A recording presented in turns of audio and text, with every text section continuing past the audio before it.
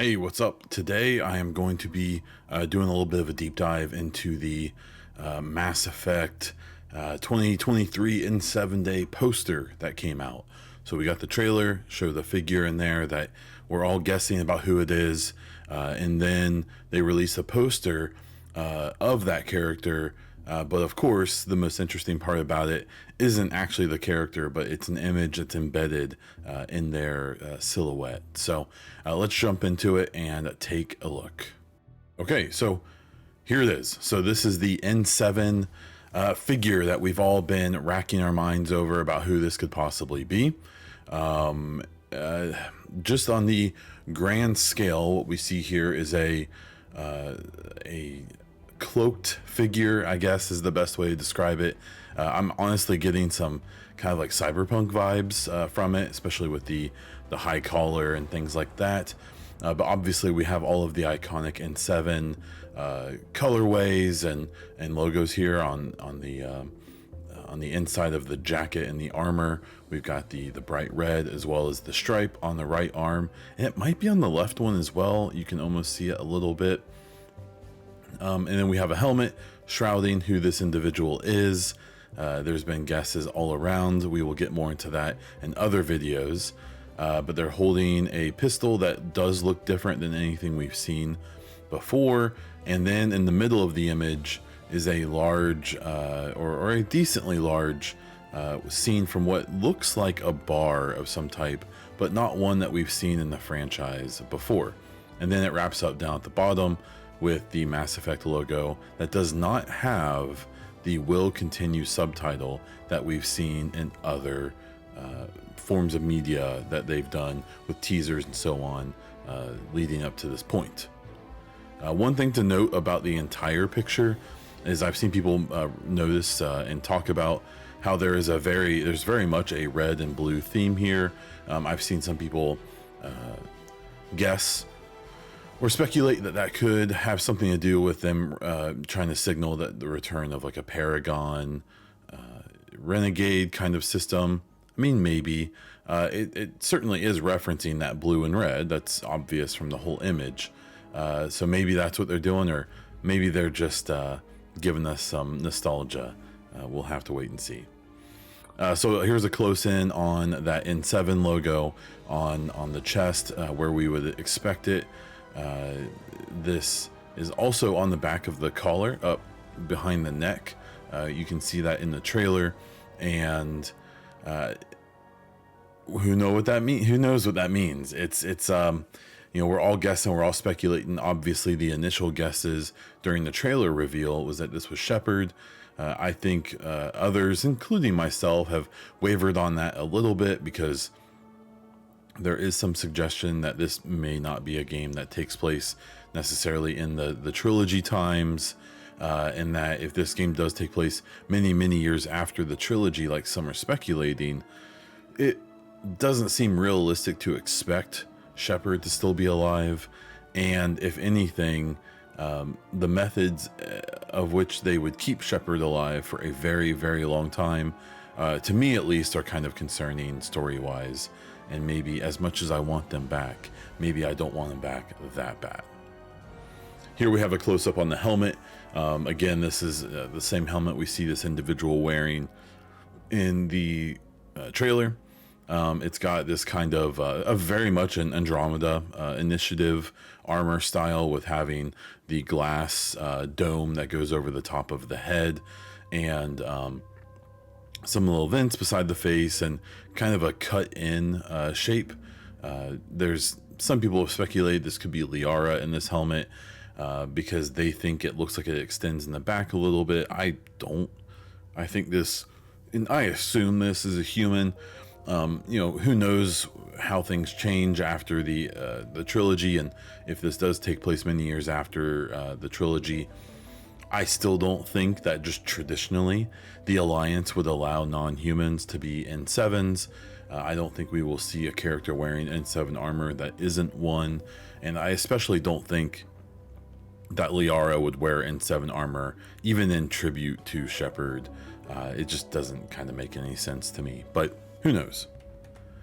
Here we have the pistol that everyone's talking about. This is one of the things that leads me to at least a little bit believe that we are probably moving on from the trilogy time frame, because they've always been pretty liberal, even in Andromeda, about showing weapons that are from the trilogy, even if they're slightly updated or just higher quality.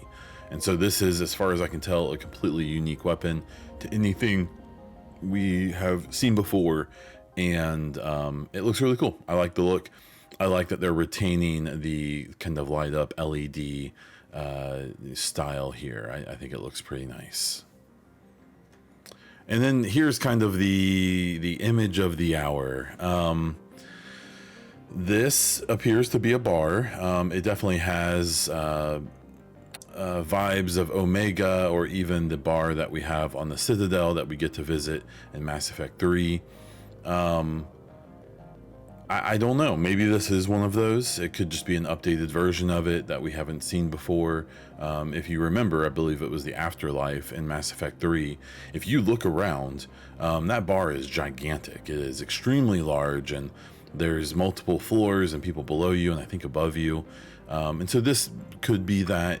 But there's a few details here that are particularly interesting to look at, and maybe telling about what we're being signaled from the devs here. But again, as I said before, notice the red and blue color scheme that is pretty obvious here.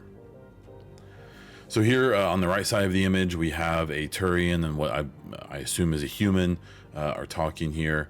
People noted this because the Turian has the kind of sight or visor that Garrus rocks in the trilogy.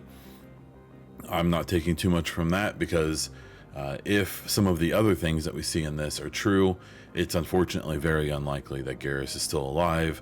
I'm assuming that's not Garrus. I'm assuming that's just another Turian that shares his fashion sense. But we also have a Hanar over here on the right that looks like it actually has like bracelets on.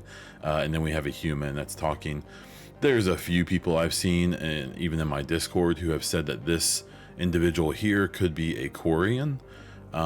Maybe? I'm not so sure, but it's possible. It does look like it's a hooded figure, and we can't really see their face very well. So in theory, maybe the Quarians are still wearing their visors. We won't know. But hopefully they're still around. This is probably the most interesting image in the entire poster, because it's confusing, and it's probably trying to message a lot to us. So what we see here is what appears to be an Asari seated at a booth in the middle, and then on the left, what appears to be an Angaran from Andromeda, with its hand on the table, leaning in and talking to the Asari. And then on the right, seemingly standing guard or something, appears to be a Geth with a cloak on, with like clothes, for some reason. There was some speculation I saw that people thought that might be a Quarian, and there's like a reflection coming off their helmet. I mean, the hands, see, the problem is the Quarians and the Geth have a very similar aesthetic. They have, obviously they have a similar shape in their hands and stuff like that, which this individual does seem to have the similar Quarian 2-digit and thumb hands, but so do the Geth, or at least something very similar. But to me, it's this reflection, this shine, that has that classic shape of the Geth, light that we've seen so often in the trilogy. And even in that 2021 poster teaser they did for N7 Day, that's a Geth, and it's wearing clothes for some reason. Now, what this means for the game, it's a lot, right? Because one, there's an Angaran.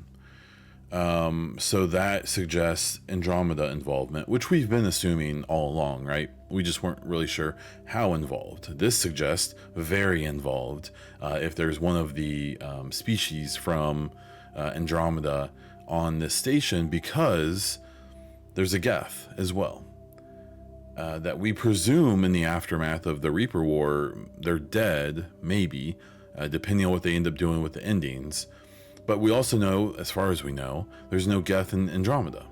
So for both of these species to be in a picture together, it either means that there's Geth in Andromeda or there's Angarans in the Milky Way.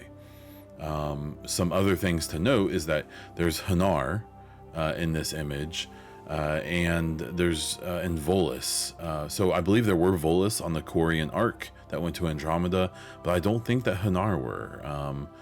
And so, like all of the other visual media we've seen, I think this picture takes place in the Milky Way. And so that suggests that one way or the other, Angarans have found their way to the Milky Way.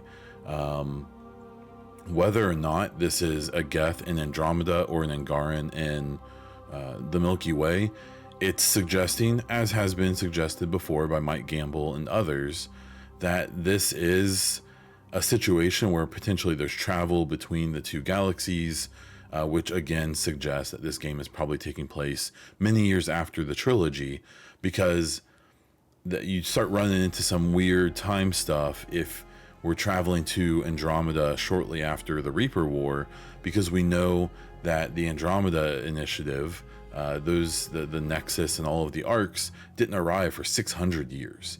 So if there's travel happening back and forth, that has to be a development that happened after the arrival of the Initiative in Andromeda, which suggests at least 600 years after Mass Effect, the Mass Effect 2-3 era, when the missions launched, and then likely sometime after that, because surely after the events of Andromeda, they didn't just instantly build like relays or some type of travel system between the two galaxies. So, you know, it's kind of interesting what's being suggested here. I don't know. It's one of those mysteries we have to just go with. It's very possible that maybe this means nothing. Maybe they have this is just art for art's sake. It's supposed to get us thinking, supposed to get us talking. It's hard to tell until we get any concrete info. I tend to be one that believes the things I see, and what I'm assuming here is this is supposed to be some kind of proof or showing us that this game is going to be taking place long after the trilogy, and I think that maybe it's a good idea for fans to start coming to terms with that, if you're someone like myself who was hoping that wasn't going to be the case. This image here is we have a very chunky Volus, it appears. That is a big old boy, especially compared to the ones that we saw in the trilogy. This could just be a weird scaling on this art or something, but yeah, if you go back and look at the size of the Volus compared to humans and such in the trilogy, you will see that that is a big old chunky boy, and I think that's interesting. It could just mean a general change in the aesthetic of the Volus. Maybe they try to make them maybe a little less comical looking and a little more intimidating or something. And speaking of intimidating, is this image here. Now this one's kind of confusing. This looks like it maybe could be a Turian with some weird head adornments. I think this looks like a Salarian, but that looks like a gigantic Salarian, like a big chunky boy. Now, we do know that most of the species in the Mass Effect franchise have like sub-races or kind of variants of the different races. We know for a fact that there's sub-races of Salarians that are known as these big giant brutes. And this may be one of those. Maybe it's just a general change in the Salarian look, even though there are other Salarians in this image that look more like what we expect. Or maybe this is a new species entirely or something. I have no idea. But it definitely has that, the backwards legs, the dog leg look, and all of that we have come to expect from multiple species in the franchise. But that head to me looks very Salarian, but who knows?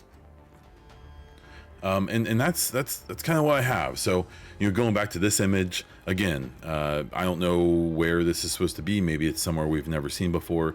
Maybe it's an updated Omega bar. Maybe it's an updated Citadel bar that we never saw. I have no idea. But I have started to come to some conclusion and thought that this whole thing, that they are trying to signal to us in some capacity that this game is probably not taking place in the kind of times of the trilogy, like maybe some of us were hoping as a direct sequel to 3, and that maybe it's something else. So after looking at that, that's what I have to say about it. Mike Gamble has said that we have missed some pretty big details, or at least one big detail that they weren't sure if we would see or not. And maybe it's in that image, maybe it's in the trailer. I will be doing a separate trailer breakdown, so please check that out as well on my channel if you get the chance. Let me know what you think, and we'll go from there. I have mixed feelings about all of this. I'm still kind of processing it. I have been taking very much an attitude of, let's just see what they give us, and let's not, stick to our own hopes and desires too much, because it's in their hands and not ours. So, this is definitely taking us down that path. So if you like Mass Effect, if you like video game videos and stuff like that, please subscribe to the channel. Leave me comments down below with what you think about all of this. I'm very curious, and like the video if you enjoyed it.